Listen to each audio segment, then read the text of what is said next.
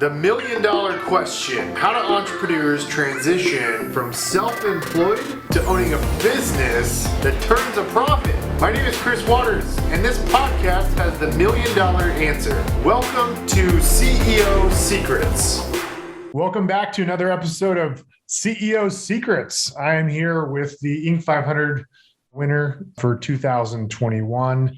Andrew Horn, ranked number 256 on the Inc. 500 list. Andrew is the founder and CEO of Tribute.co.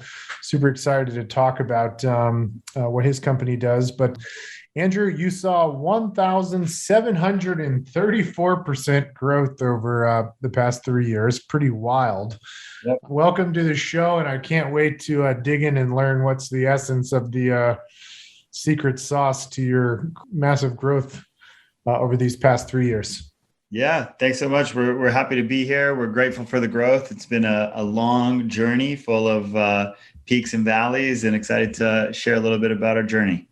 So Andrew, what's your background? Like, before Tribute.co, what's your story? Who's Andrew? What have you been doing before this business? Yeah, totally. If I were to go way back into the days that I'm not so proud of, I was kind of a delinquent frat boy coming out of college with a real dearth of any sort of purpose or meaning in my life, and thought I was going to go into hospitality and nightlife promotion because I was having a lot of fun. And then kind of had a wake-up call when I was 21, just had a mentor who's a career counselor at Harvard Business School, who was the first person who really challenged me about what was meaningful in my life, what I cared about, and realized that I didn't have a lot that I was really living for.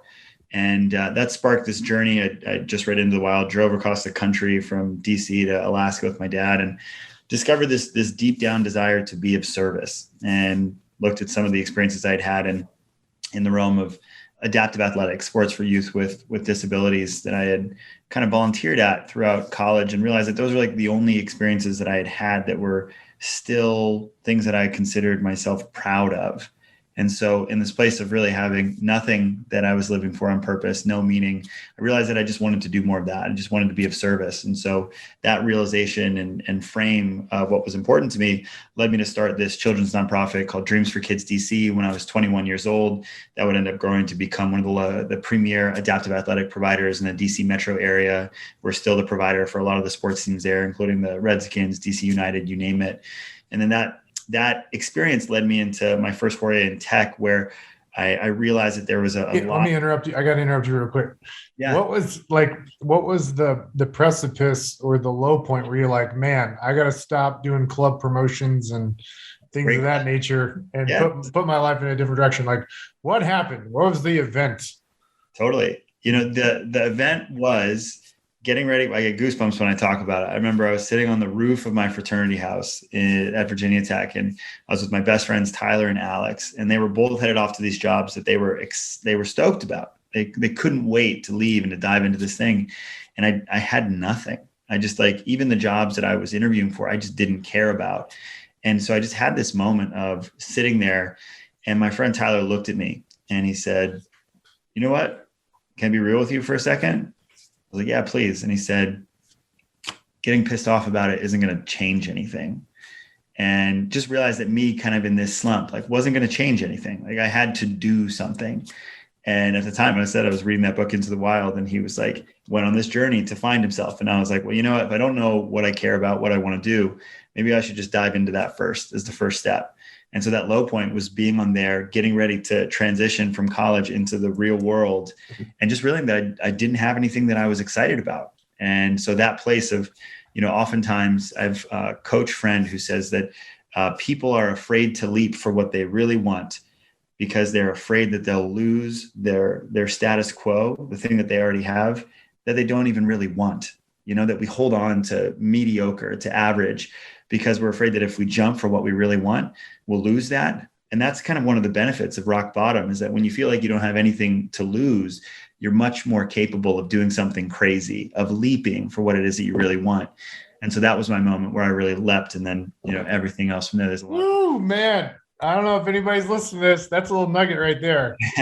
That's a tweet. Everybody's so, man, that is so good. People are afraid to lose the status quo, but they really don't want it anyways. Tim Ferriss said it. He summarized it even more beautifully than that. He said, most people will choose unhappiness over uncertainty. And I think it's so true. Wow.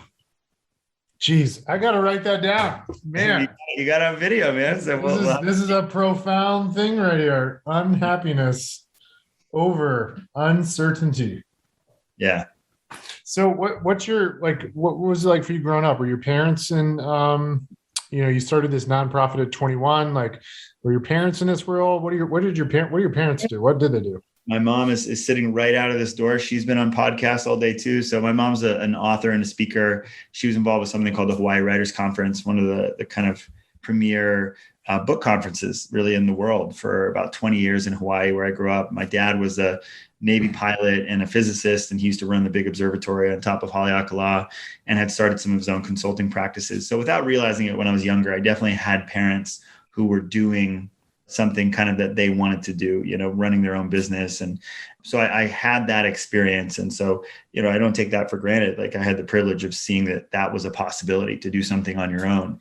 And so when I started to unearth this purpose, this desire to serve, it wasn't out of the frame of possibility that I could start my own company and do this for myself. And then when I realized that I was an athlete my entire life growing up, and just realized that was how I connected with people, it's something that I just loved to do intrinsically.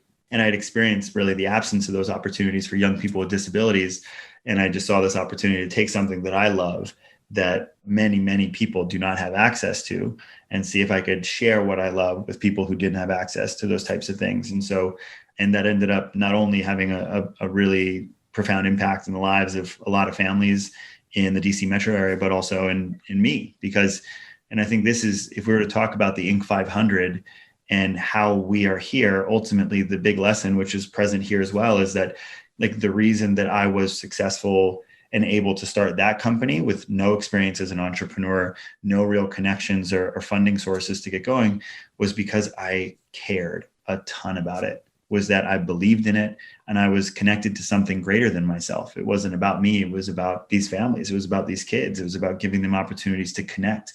And even if we fast forward at some point to the tribute story, when you look at that 1,700% growth, it's like there were some really hard times in the years leading up to that 1,700% growth. There were sacrifices and challenges and conversations about shutting down the business 2 years before that.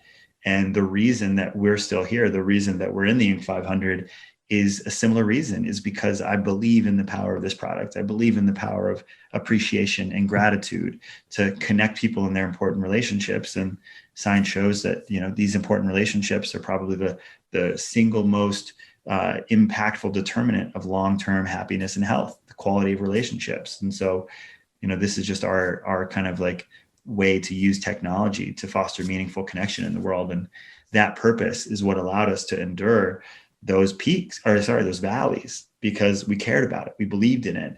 And so, that was even present right when I started. And I think that once you get connected to that type of purpose and you feel that sustainable source of energy to act, to be better than you thought you could be, to push forward, it's a drug. It becomes very hard to live life any other way.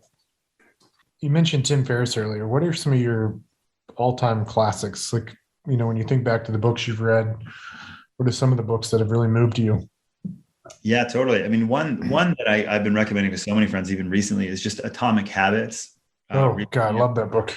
Yeah, so good. I think that might become like the best-selling nonfiction book of all time, just because like it's so much deeper than habit formation. Like what he really talks about in that book that's meaningful to me is around identity. And identity is like who we think we are, right? And whether we're aware of it or not, we have a story that's constantly running about who we are. Whether we're smart, whether we're successful, whether we're good looking, whether we're funny, and they're not true or false. It's just a story. And what he really talks about in that book is basically how our identity, who we think we are, impacts what we do. And who we think we are impacts what we do in our behavior. And how when we start to really construct our identity consciously rather than subconsciously, we're much more capable of saying like, hey, here are my values. Here's what's really important to me. And when we're aware of those values, then the behaviors and the actions that we want start to stem much more naturally and effortlessly. And so that was a really, really big one for me. And then, I definitely would have to go back, and I obviously mentioned Into the Wild, which was the book that like gave me that courage to leap early on. And one of the first and most impactful entrepreneurship books, and he would end up becoming a friend actually, is Tony Hsieh's Delivering Happiness. Because again, like so much of what he talks about in entrepreneurship was connection to a higher power of like, not only like how do we connect the product to an impact in someone else that we're proud of, but how do we do that in such a way that we're intrinsically serving the people that we're working with. And so as a young 21-year-old CEO, reading that just broke down so many doors of possibility of how you could run a business and how you could impact the world. So that was one of the early ones and one of the most recent ones. Have you done Culture Camp at Zappos? No, but I know it well because they use Tribute. So Tribute's been a part of their kind of employee recognition processes for a while there. And she just left, but she was their director of internal comms for many, many years, and was a big fan of us. So I've spoken at Zappos, and I know Robbie Richmond, who was their director of culture for many, many years. And yeah, Did you hear about what happened to Tony? I did, yes. So, yeah. Tony, like I said, my wife actually started a restaurant and was a business partner of Tony's. So at the Ogden in Salt Lake, and he was a genius, truly. And I think that a lot of times genius has a shadow side, and so he did so much, contributed to so many people's lives, and I've had some pretty amazing peak experiences with him. And it was really sad to see, where he ended up, and I think that unfortunately, like there was some mental illness in there. And so I really honor the impact he's had in the world, and also just a lot of compassion for his struggles towards the end of his life. Yeah, for sure. I was in Las Vegas for a convention, and I had a cab driver tell me about it because we were driving to Fremont Street in downtown Vegas. And I was talking to the cab driver, and I said, Tony Hsieh like really changed the old Las Vegas scene. And now the Strip is like trying to play catch up. All these multi-billion-dollar hotels, and so and his book Delivering Happiness is just, man, it's an incredible book. I mean, his story is amazing. It's an unbelievable story. There wasn't people. I mean, he was so on the edge. That's what I mean of like truly genius. Like to talk about customer success in the way that he did, like not from a like monetary standpoint, but truly from the standpoint of purpose, and like even what he wanted to do in downtown Las Vegas, like really what fundamentally was just all about community, was about arts. And so like so many beautiful visions that he was able to bring to life, in his life that was really cut. Yeah. Way too short. Yeah. I put him up there with like Jeff Bezos and all those guys, Visionary, man. True visionary. Yeah. Been through. Man, that's awesome. How did you meet and work side by side with Tony? And do you know Tim Ferriss also? How do you rub elbows with all these people? And how can somebody listening to this rub elbows with people like Tony and Tim? Yeah, no, I'd say Tim's an acquaintance that we're in Boston, but and I would say that the way that I started to build my network is just through realizing when I was 21, starting my first business, and I had a story that I really didn't have a great deal to contribute to people. And then I kind of flipped that, and I realized that, okay, I'm 21. I don't really know a lot of people. What can I do?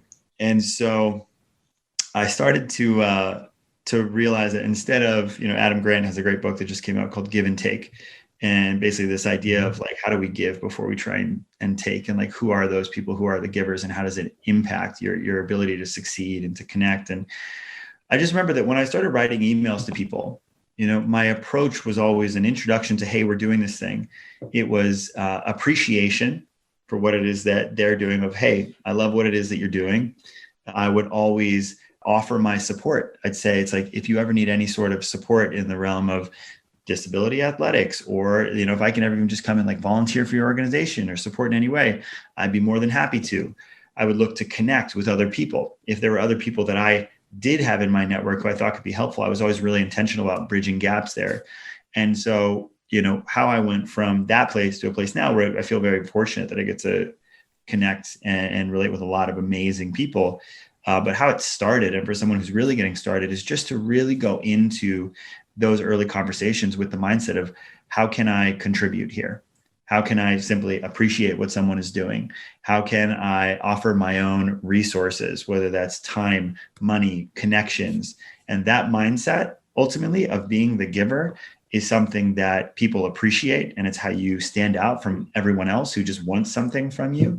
And that is the mentality that slowly but surely got me from 21-year-old and not connected to starting to go to cool conferences like Summit Series and Renaissance Weekend, and then ultimately, just took it from there. But that's I would say the most fundamental thing that you can do there is really starting to think about how you can give, how you can contribute. And then another reason that I'm fortunate to do this is because I have always in my adult life been focused on purposeful work, right? It's like, if you look at everything that I've done, it's very clear the external impact on other people. And so I think that, again, like these types of people, if you look at the work that they're doing, whether it's Tony, whether it's Tim Ferriss with maps and psychedelic research, like all of the coolest people on the planet are doing work to make the planet better, to help people. It's like, there may be people who idolize like financial planners. I don't hang out with a lot of those people. The people who I find most interesting are those that want to have an impact, and they want to be with other people who are focused on that in whatever way they're called to.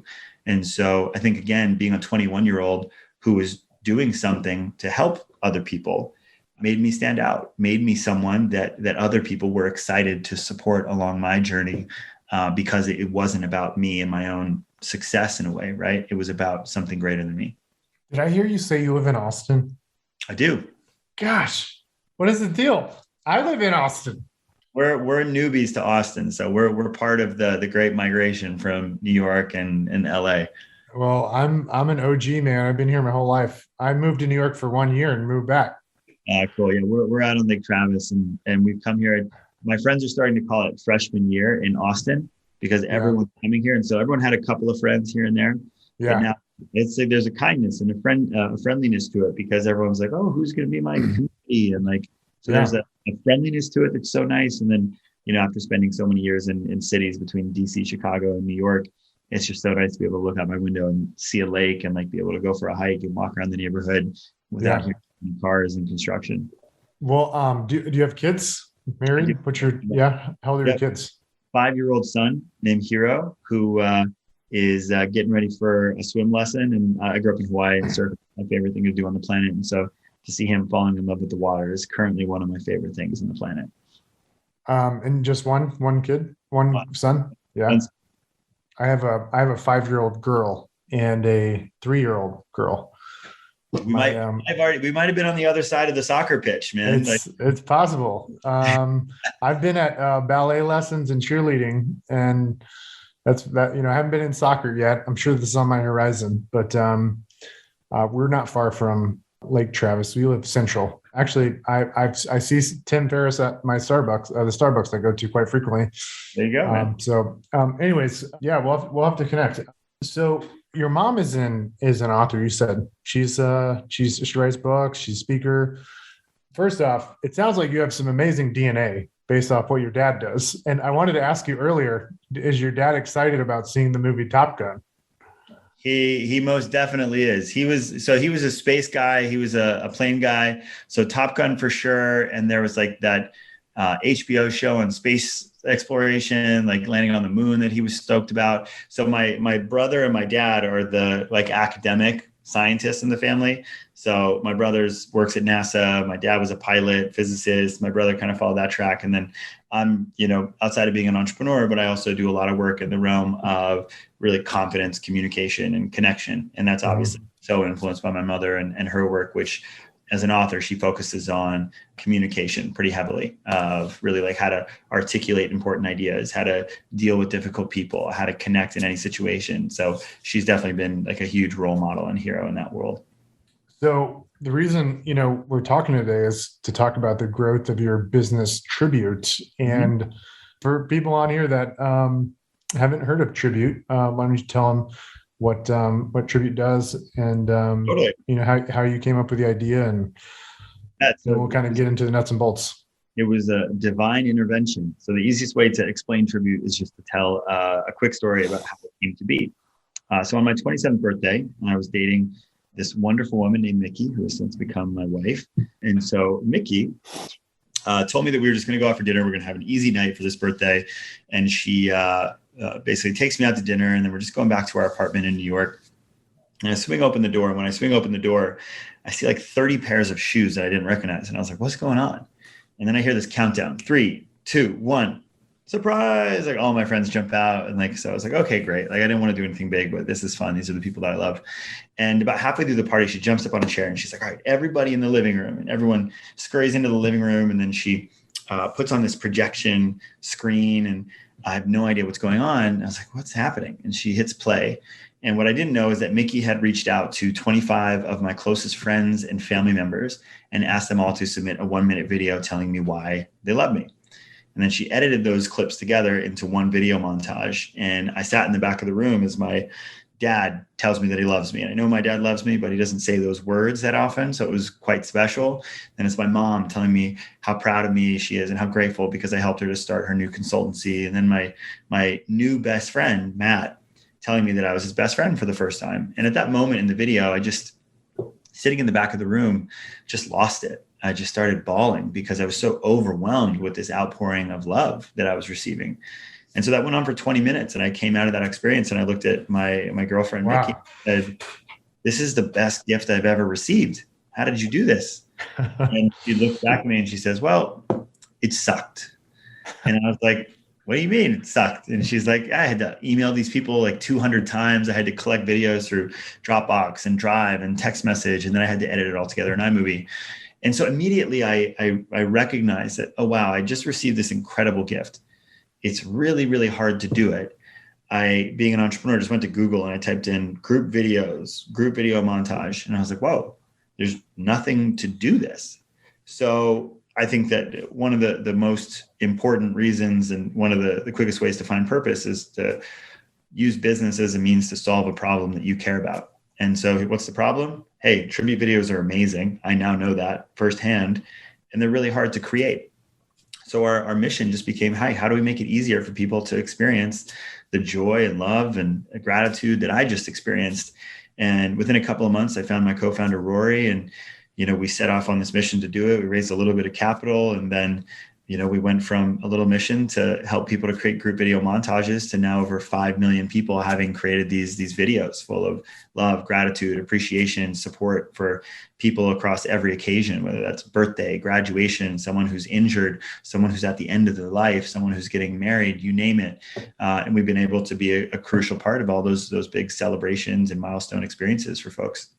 Wow. Just a few questions I got to ask just for our entrepreneurs that are watching. How much money did you raise to start the business? We raised over 3 years, about 1.5 million. Uh-huh. And did that basically build your MVP? So that was MVP. That was initial marketing. That was a lot of throwing stuff on the wall and seeing what stuck, and got us to a place of sustainability. But as I had mentioned, we had a product that people loved, but also, if you think before COVID, how often were you on Zoom calls? How often were you using video and text message or in like outbound sales emails? It really was a different world. So we were very early trying to get people to share meaningful messages on video. And so it was an uphill battle. And so one of the saving graces of our product is that there's a baked in virality to it. When someone creates a tribute, they're going to invite 30 friends on average to participate. So that virality is huge for us in terms of acquiring new users. But also like new user acquisition, trying to find people who are like in the buy cycle for like the most meaningful gift on earth, which is what we call it, was pretty challenging. And so, that 1.5 million would run out in about 2018, and we're making some money, but to kind of sustain the whole team for my co-founder and I, who are building families in New York City, which is not a cheap city to build a family. We really got to a point where like, hey, like, what do we want to do? Like we don't have the bandwidth to do this full time and to pay ourselves what we're paying ourselves. And so we kind of kept together the skeleton team, and we said like, hey, we believe in this product. We believe that there's other things we can do to make this. And so the full transparency, my co-founder was working at Google, for 2 years. I was working as an executive coach and a speaker and leading kind of like different types of retreats and experiences. And it was only in 2020 where I'll always remember March 15th, we get this huge boost. This is March 15th, 2020. And I get our traffic report every single day. And it says like, whoa, like traffic just quadrupled last night. It's like, that's fun. And I was like, must have had a big event or something like that. And then the next day it does that again. And I'm like, what's happening? And then it clicks that, oh, the world is shutting down because of COVID. So there are going to be no birthday parties. There are going to be no graduations. There are going to be no weddings. There are going to be no hospital visitors. Like, we can't celebrate people anymore. And in a world where you couldn't be together physically, how do you celebrate people digitally? Well, I think we've created literally the best way on the planet. And so, we went from this 5-person team to skyrocketing to over 50 within 3 months because the demand was just absolutely so bonkers. Wow. And so it was this crazy rocket ship. Like, I will never forget those days, like truly 100-hour weeks, just nonstop with the core team and, hiring people like after just one phone call to get them in the door. It was nuts. And what's been really fun is that now, through that high, we were able to level off kind of post-COVID and a super healthy place and like still growing the business. And we're able to bring in another round of financing in the midst of that based off of the growth and new trajectory. And but like I mentioned, it's like we would not be here if this was a money-making ploy alone. Like, we certainly want to make money. We want to make a lot of it. But if I was just doing this because I thought it was a fun idea and I could make some scratch off of it, there's no way I would have gone through those 2 years, where I'm working on this to not pay myself really anything because I believed in it. And I think that's the part of entrepreneurship that I think is really important to talk about, is that so much of it is not the Inc. 500. So much of it is not being on a podcast with Chris. Like, so much of it is just you by yourself, maybe with another person, just getting to work and learning and growing and trying and failing. And, the most sustainable source to go through all that stuff and to continue doing it is because you believe in what you're doing, is because you're doing work that's intrinsic and growing you in ways that are meaningful. But yeah, there's that quote, right? That's like, it takes 5 years to be an overnight success. And I would say that Tribute is definitely a testament to that. I want to bring something up you mentioned earlier about the acquisition of new customers. And I think this is a really something I'd love for you to expand on, because, you created a new category in a sense. There wasn't anything like this before. Yeah, and whenever you do that, it requires a massive amount of education to get customers. And I imagine you go to Google Analytics, there's not a lot of people typing in video montages, I imagine there's not a lot. I mean, back then, I'm sure there weren't a lot of search results for it. So, talk more about the struggles and then, kind of the light bulb moments to help you dial in the new acquisition of customers. Yeah, I think so much of great entrepreneurship is just like, it's the, they oftentimes call it like the 80-20 rule of like 20% of your effort is going to lead to like 80% of your impact. And so really focus on like what it is that's really working. And for a lot of those early years, we're doing all sorts of tests along performance marketing and email marketing and partnership marketing, trying to grow, trying to create demand for this product. And it's super challenging. And over so many years and recently, like, what we realized is like, hey, what makes Tribute special? What makes Tribute a sustainable, growing company and product? And ultimately, it's the virality of the product. It is that virality that's baked into it is something very special that most products will never achieve. And so where we started to shift almost all of our efforts is in PLG, product-led growth, basically understanding, hey, how can we look at this one customer that is coming into our ecosystem, and what are the most important acts that person can take to not only convert through that funnel, but to invite as many people as possible. With those people that are being invited, how do we make sure that those people have an opportunity to perhaps like contribute gifts instead of videos to increase AOV? How do we look at all of our email and user flows to get those people to want to start Tribute to themselves? And so rather than looking for new customers externally, we started to really focus our efforts on how do we take advantage in converting the people who are already coming into our ecosystem. And so that emphasis on product-led growth is certainly attributable to like our consistent growth after this, kind of hopefully once in a lifetime event of COVID happening. So for anybody watching this podcast that is having challenges with new client acquisition, I think the greatest secret you just shared is to ask yourself, how do you get access to more of your customers' sphere of influence? or database. Yeah. I'm writing that down. Who's already there? Like, how are you making the most of, you talked about having a lot of brokers, and it's like, how are you leveraging those relationships that you already had to strengthen those relationships, to build more trust, and to get those people to be, your biggest marketers, because they're the people that you know. And it's so much harder to convert someone cold than it is to convert someone who's already in your ecosystem to become an advocate for you. Man, I love it. That is so cool. Because you're inviting all these people to do videos, and now they have awareness of your product. And then I'm sure from like a UI UX perspective, your team is trying to get them to actually take advantage of the product also. Yeah. That's awesome. All right. So shifting gears a little bit beyond Tribute, you're also part of platform and, I guess kind of a methodology, process, philosophy through something called Junto. Am I pronouncing that right? Yeah. It's called Junto. Yeah. So it's probably like in Spanish, junto means together. And so you could say it junto, you could say it junto, both work. Can you talk a little bit about that? Is that kind of like a philanthropy thing for you? Is this a business? What's the Junto? We call it the Junto. The website's Junto, but and so essentially what Junto is, it's a nonprofit organization that I founded about 5 years ago. And really the mission of this organization is to create meaningful rite of passage experiences for men who are passionate about personal development and contribution in the world. And so I think that I really believe in the power of rites of passage to help men transition into a more mature expression of masculinity that is of service to their most authentic self, their community, and their world. And what is a rite of passage? So a rite of passage is any experience that allows an individual to transition into a new status and set of responsibility within their community. And so for as long as modern society has existed, we have had these built-in rites of passage that existed through religious institutions. You look at a bar mitzvah, right? You look at conscription, people going into the military and people stepping into new responsibility, new status, right? You also had things that existed much earlier in life for men that were more implicit, such as getting married in your early 20s, having kids in your early 20s. You think about that transition from being so focused on self to being focused on other, to being focused on responsibility.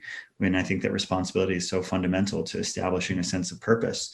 And so as these rites of passage have started to go away in our society, I think that it's led to a generation of men who in many ways lack this groundedness, lack this commitment to service, to other, to really kind of grounding themselves in responsibility on their own terms. And so the Junto is this experience that we lead retreats for men all over the country. And then we also have an open source curriculum. So, Chris and 6 of his buddies wanted to really explore, hey, what does it mean to be a man? Who am I really? And what am I here to do? The Junto is a practical curriculum that would help you to come together and in a really honest and vulnerable setting to talk about those things and to really get more clarity about your own sense of masculinity, who you are underneath that, connect with your own values, and then connect to a deeper sense of purpose. And again, purpose is just the commitment and service of something greater than the self. And so we've been doing that work for 5 years, and it's something that I'm deeply passionate about, the evolution of man and in this specific time. And it's been an honor to be involved with that work. That's awesome. Yeah, maybe offline we can talk more about it. We'll definitely have to connect in Austin now that I know you're in Lake Travis. So on this front of purpose and all these things, something you mentioned earlier was about some of the money Tim Ferriss is investing in psychedelics and all the research going on in that field. Yeah. And speaking of Tony Hsieh, I thought he was kind of going down that path from a self-experimental perspective. I don't know if it was from a addiction perspective or more from trying to access a deeper part of his brain, Yeah. I don't know what the reasoning was, but what are your thoughts on all that? The research being done on, these different compounds that give you different experiences and, be able to access different parts of your brain and the therapeutic side. Where's your head at on all that? I think what is so amazing about the specific time that we're talking about is that I know that I no longer need to lean on personal experience of myself or others to validate the efficacy of psychedelics as a once in a generation healing tool. The research that is out around MDMA, its ability to heal therapy resistant post-traumatic stress disorder. You look at the efficacy of soldiers returning from war who have been struggling with PTSD for years. And if you know anyone personally who's gone through a PTSD battle, whether that's through, their experience in war, whether that's your experience in some other sort of trauma, I mean, it takes over your life. You cannot operate. And so for people who have been struggling with that for 2 years, to be able to have no results, no efficacy from SSRIs, psychiatric medicine and therapy, nothing happened. And then to go in and to have a single, maybe 2 MDMA sessions with therapy to then take them out of that therapeutic experience and to see these night and day shifts happening. It's amazing because the research is now there where it's really undeniable. You have research that's starting to open up about psilocybin, magic mushrooms and like similar results. I think that, trauma is so epidemic in our society and it has been. And I think that when we just look at the data about how these are working and when they are done in responsible environments, the potential for these substances to impact psychological, emotional well-being is hard to see anything that compares to it. So it's a really special time that we now have a lot of data to back this up. And I think that the more people who have access to these in controlled, responsible environments, the better, in my experience. So I'm deep bow to Tim and to Rick Doblin, who's been fighting this fight for 40 years at the Multidisciplinary Association for Psychedelic Studies, MAPS. And what's so exciting about it is that anyone who's listening to this, another friend of mine in Austin, this guy Dylan Benyon, he's the founder of a company called Field Trip, and another substance that's been showing incredible promise in therapeutic settings is ketamine therapy. And so whether you're doing that intravenously at a doctor, whether you're doing that through at-home therapy, there's options that anyone could literally get on the phone, talk to a therapist, they'd set up a protocol, and you'd have an opportunity to experience this. And, even for people who don't identify with like significant post-traumatic stress or trauma in their lives, whether we're aware of it or not, like we've all experienced trauma, it's just varying degrees of it. And so the ability to go into these safe spaces and to use substances that allow us to open up our neuroplasticity and rewire our brains in the way that's, going to be most conducive with our flourishing in the world. It's a pretty special time to be able to open that up to the world. So probably most people listening to this have heard of MDMA, psilocybin, mushrooms, ketamine. There's lots of Facebook ads being served right now for these, companies that are, you can get prescriptions for this stuff. So yeah, I've been seeing a lot of stuff about MDMA and helping people with PTSD. What are each of these compounds? What are they doing from a mental perspective? Like, for example, the MDMA is PTSD. Like, what's ketamine doing, to help people mentally? Like, what is it? Is it anxiety? What's the overarching thing you're solving for, depending on which substance you take? Do you know the answers to those questions? I can do my armchair physician take on it. And like, there's a great book which really informed my perspective on this, which is Michael Pollan's How to Change Your Mind. And like, so his story is essentially, he's like an incredibly straight-laced, conservative writer. He writes a lot for the New Yorker. And he basically went on this year journey to experience every major psychedelic and drug on the market and to write about it and to understand what's the history around this and where did the drug war come from. And his experience, as someone who's really conservative around these things, to just completely fundamentally transforming his perspective about the healing potential of these is an amazing story and so enlightening. And so, my understanding of MDMA and why it's so helpful is MDMA is essentially, it really impacts the serotonin receptor. And so serotonin is like basically this incredible hormone that when released, like makes you feel amazing. It's like love.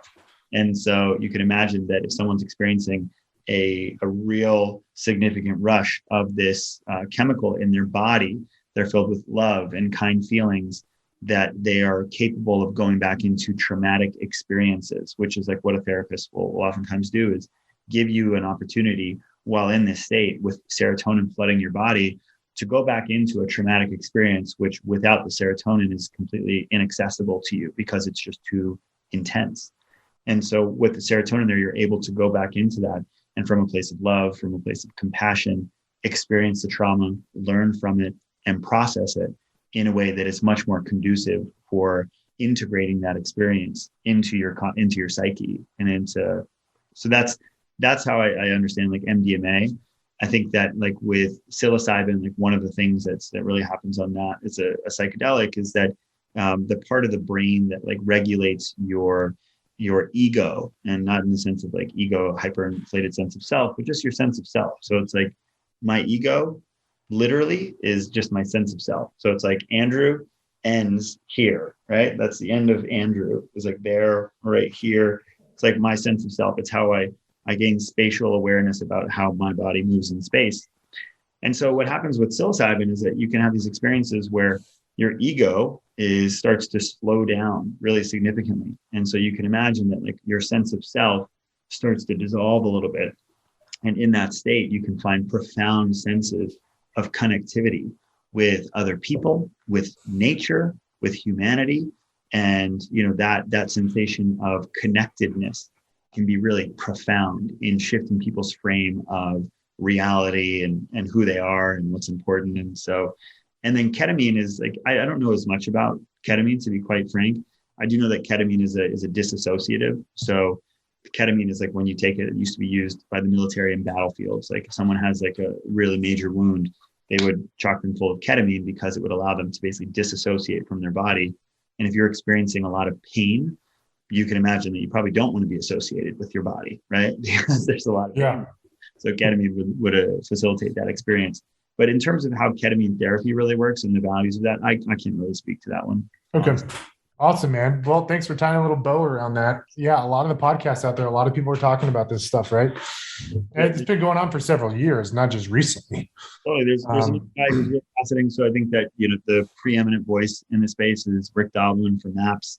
He did a great podcast with Joe Rogan that really tells the whole history of the organization. He's done one with Tim Ferriss.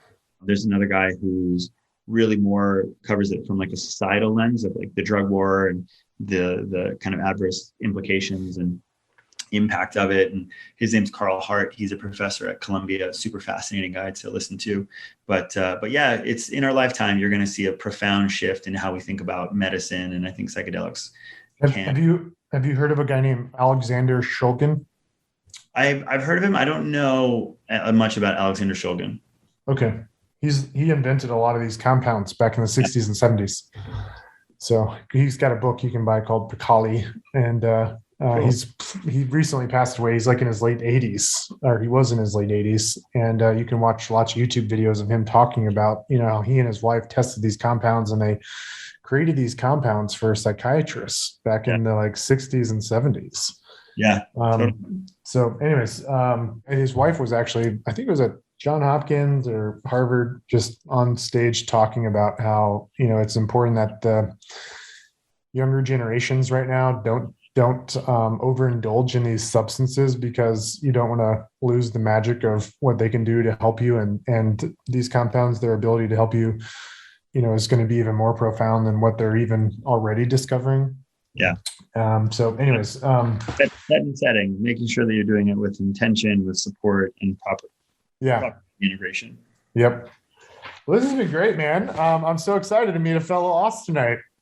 Guys, thanks for tuning in to CEO Secrets. Be sure to check out Andrew's company, tribute.co. Guys, thanks for tuning in to CEO Secrets. I wrote down some incredible nuggets. Andrew, thanks so much for being on the show. Thanks for having me, Chris. Fun chat. All right. Bye, guys. Be sure to hit that subscribe button. We'll talk to you next time.